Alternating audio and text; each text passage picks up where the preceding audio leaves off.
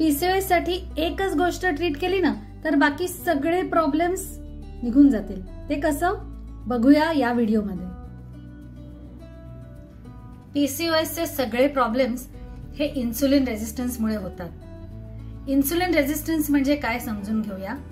आपण जे काही अन्न खातो ते आपली बॉडी ब्रेकडाऊन करते आणि ग्लुकोज मध्ये कन्वर्ट करते. इन्सुलिन काय करतं, इन्सुलिन हे हॉर्मोन या ग्लुकोजला ब्लड स्ट्रीम मध्ये येऊ न देता ते टार्गेट ऑर्गन पर्यंत पोहोचवतं, म्हणजे लिव्हर सेल्स, फॅट सेल्स किंवा मसल सेल्स.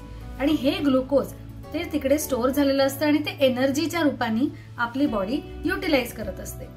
तर जर आपण हाय कार्ब किंवा जास्तीत जास्त शुगर असलेले किंवा प्रोसेस्ड फूड खाल्ले जास्त प्रमाणात तर हे इन्सुलिनचं रेग्युलर काम करणं बंद होतं आणि या टार्गेट ऑर्गन मध्ये ग्लुकोज स्टोअर न होता जास्तीत जास्त ग्लुकोज हे ब्लड सर्क्युलेशन मध्ये येतं आणि मग सुरू होतात सगळे पीसीओएस चे प्रॉब्लेम्स.